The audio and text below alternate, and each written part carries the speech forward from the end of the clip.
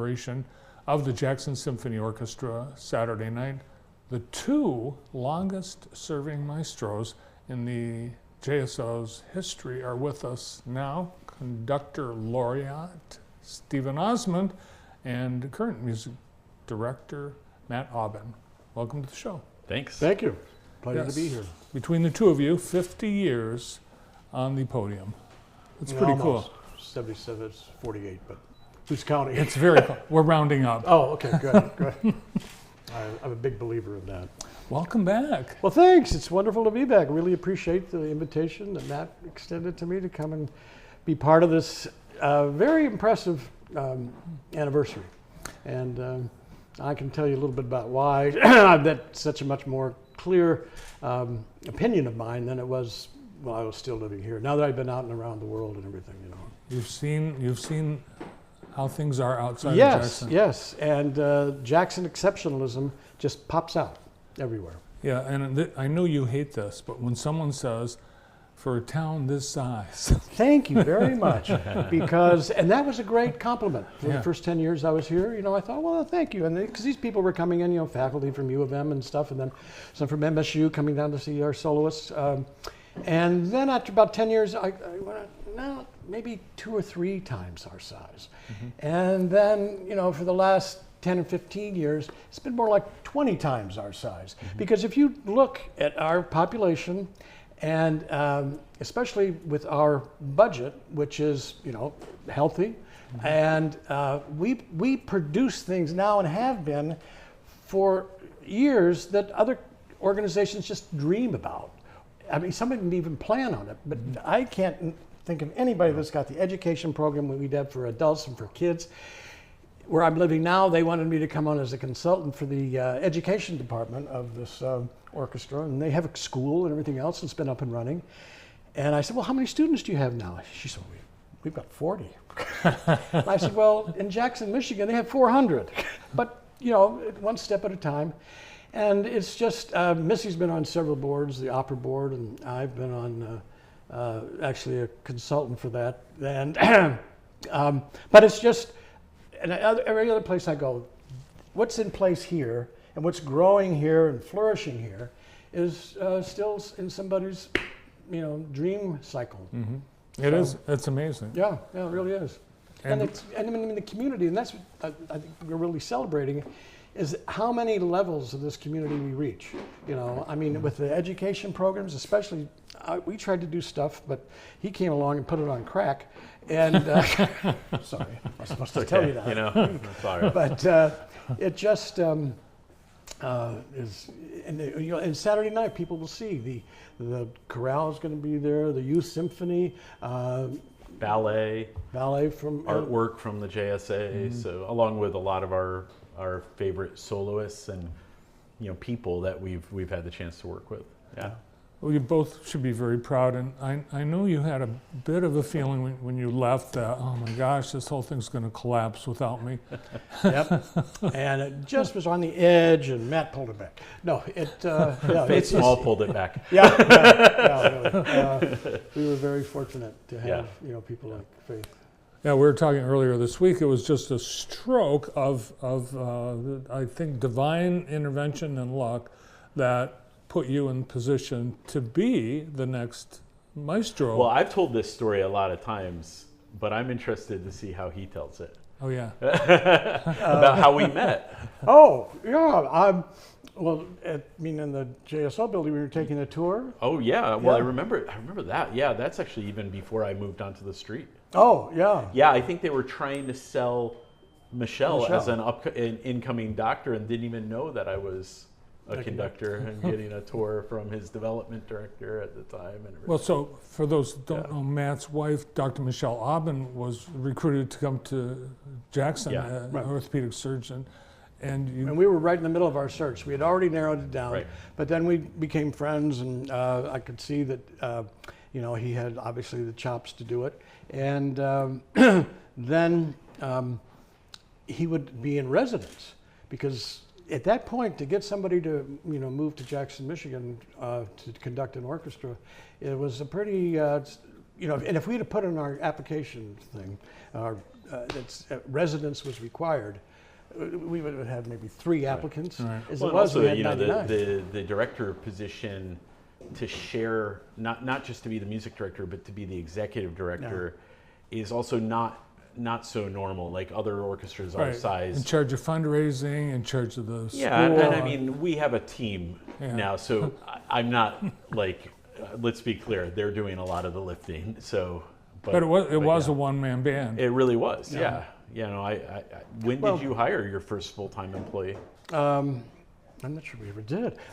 No, but Mary Spring, when she came along, that really, and it would look like she would have been an excellent person to take over the administrative Right. part of it. Right. And then when she passed, it was, we had to, you know, doing some things, but it's working out very well. Yeah. Yeah, so the weekend is a celebration of the 75 years of the JSO. No. And really, between the two of you, that's 2/3 of the history, which, again, another thing that's unheard of is someone to be in that position for about 40 years like you were. No. Yeah. No, it was a very good, tight marriage, and we had, still have a lot of friends here. And Well, you moved away because your family, your kids, Yeah, right? grandchildren, it turns out, is a real magnet. You know, you just talk to, you know, FaceTiming is nice, but to be able to, you know, go and see them. And then our daughter lives in Amsterdam, which is, and Maryland's closer to Amsterdam than Michigan is. So, But you know, his old house is for sale, so you know Yeah. he could always buy it back. no. If money grows on trees. I know. Well, that's the funny thing, too. You bought the house across the street from Yeah, Steve. just No, down, down- a few down the houses street, down yeah. the road. Yeah. Yeah. And you know, we had no idea, and I had actually, right when we moved, my wife and I had taken a trip to Italy, and while in Italy, I broke my foot. And so I was actually, when I first moved to Jackson, I was on a knee scooter, and every once in a while, just kind of taking the knee scooter around the block just to get some fresh air to get out of the house. And I think I bumped into him. He was walking his dog. Yeah. Your little, I forget That your was dog's name. Brody. Yep. Brody. It's hard to get a job when you're applying on a knee scooter. It is. But you know, Especially one thing, when it demands standing. one thing led to another. Yeah. So Well, what's on the program for Saturday night? Everything. what's not on the program? Yeah. The first half is kind of traditional in a way, and we're starting off with the Fledermaus Overture, which is a party overture. Everybody's having a great old time, and along with quite a bit of intrigue, which is always welcome. And then we're doing also a short piece with a marvelous soprano, Emily Douglas, and then Ralph Vodopek is Jackson's Emily Douglas? Yes. Wow. Yeah. Well, she's teaching in Hillsdale. She Yeah. has Missy's old job down there. And Ralph Vodopek's coming back to do the same piece that he performed the first concert we did in the Potter Center, which is Franck Variations for Orchestras. That was 40 years ago. To give you an idea how esoteric that piece is, we got the parts back from the publisher and the rental thing, same parts. Same parts, Yeah. huh? Wow. And, you know, it was, because the way we can tell is Phil Mason, when he does bowings, he always puts a little PM up in the corner. No kidding. And then I looked at these parts and went, my God, it's our parts. So that was nice. And then we ending up with a few of Tchaikovsky's, you know, Sturm und Drang, a lot. But this is all good time, you know, very positive, major key, all that sort of thing. And all like romantic music, right? 19th century kind of, Yeah. greatest hits in a lot of ways. And you've got the guests, you mentioned Ralph Vodopek and Emily Douglas. You've got, I think, 2 or 3 more. Plus, Well, that's the second half. Yeah, second that's half. an- So you're doing and the first half. He's doing Right. the first half, Okay. and then second half. Yeah, all the music was basically picked to fit a different collaborator or different aspect of the program that that's going on at the JSO that we want to highlight. So we're doing Ritual Fire Dance with the youth orchestra and Albion College students. We're doing Clair de Lune, which is actually originally a piano piece, but one of the probably like top 10 most recognizable pieces of music. Famous last scene in Ocean's 11 is it's got that music, and we'll be doing that as Jackson School of the Arts artwork is projected onto the screen. Then we move and we have a couple of solos back to back, one featuring this composer that has been featured on our Equal Billing project, Fernand de Crook, and then another that features Rick Sherman, our longtime principal flutist, playing an American composer, Howard Hanson's Serenade for Flute, Harp, and Strings.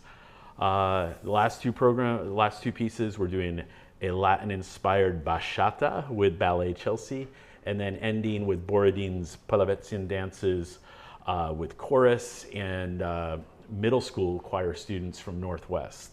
So, just wanted to really plug in these different collaborators, and then interspersed in the second half, we'll have little films that kind of cover our set changes that talk a little bit about the orchestra that we've pre-produced for that. But I have to tell you, it's been so exciting to see the ticket sales come in.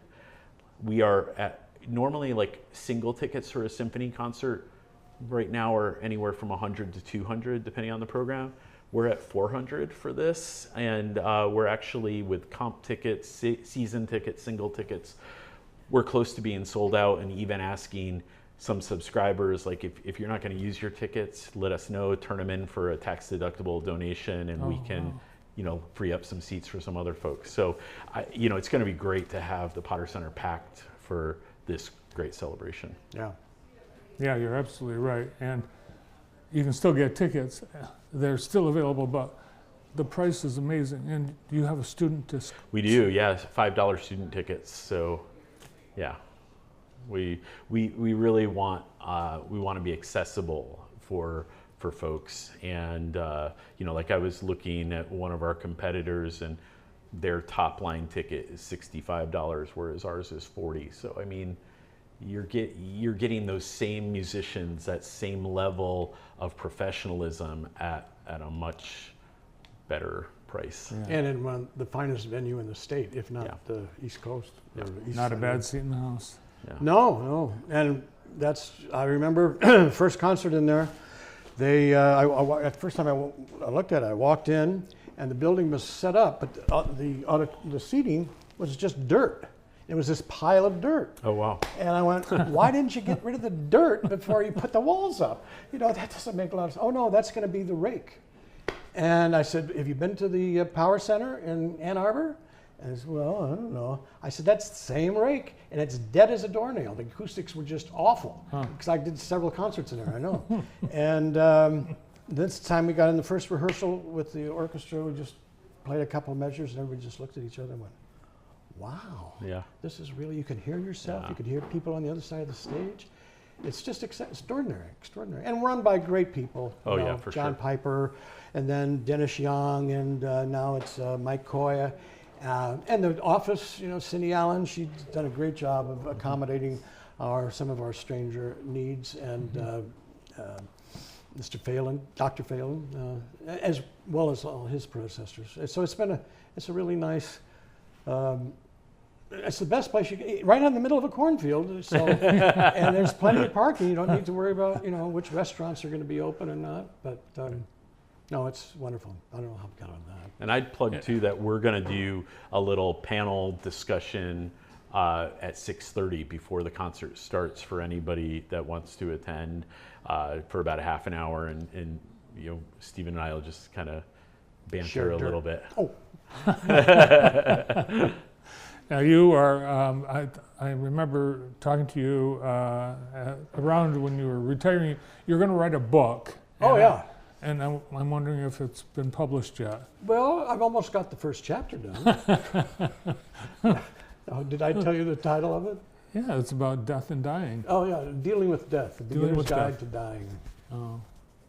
It's getting to be kind of a sensitive subject. Well, it is. And you're really serious about it. Yeah. I pictured, when you told me you were writing a book, I thought it was going to be, a lot of comedy, but. It is. Yeah, there's, I shouldn't say a lot, but some of the observations that can be made of how some people do it and some people do it another way. And anyway, yet to come. So what do you miss most about? Oh, same thing that I liked most. People. You know, I mean, Jackson's just got an incredible range of, I mean, you know, if you're talking to a bank president or a company CEO, it's just like, you know, going into the, I was going to say Kroger, but that hasn't been here for, oh no, that's done. But, you know, meeting some of the other folks. And they've just been wonderful, open, warm, generous. What grocery store did you go to in Maryland? It's not the Piggly Wiggly. Is No, it? no, It's no, too no, far. no. It's too far. Giant, the Giant. Do you ever heard of Giant, Giant? yeah, Giant. Yeah, yeah, it's very, very big. Yeah, it's Giant. I missed it, you know, I'm still with it. Well, this Except for last night.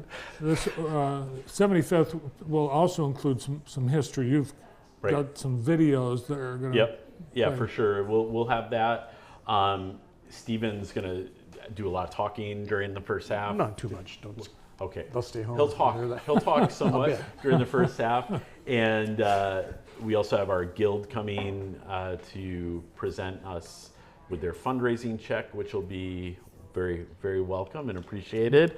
And afterwards, there's an after party for different invited guests, donors at a certain level, but you can also buy into that and add that onto your ticket. And what's nice about this one is it's going to be right at the Potter Center, so no one has to go anywhere to get there. And you know, the concert will probably be a good 2 hours, maybe a little longer. I mean, we're gonna Well, with the enjoy applause, our- you got to That's build right. up. yeah. That's right. And yeah, and I would really encourage our audience to keep applauding, because I want to make sure we give our staff a really nice bow, because they've had Oh, yeah. an exceptional lift just with the extra things that have gone into this being our 75th season. Yeah. Well, you are doing it up big, and it is Saturday night. You can still get tickets. Get them at jacksonsymphony.org or call the symphony office at 782-3221, and that's who's handling tickets for the JSO, not the JC box office. But if there are tickets available on Saturday night, they will be at the door. But I wouldn't wait. It sounds like it's getting close to a sellout. Yes. Guys, thanks for all you guys are doing for our community and with the Jackson Symphony Orchestra. I won't catch the beginning, but I will be there for. Oh, the party? Yeah. He'll be there for the toast. No, it's my it's my mother-in-law's 97th birthday. Wow. Yeah. So Well, and she's a longtime supporter too. she Yes. has. She Yeah. is.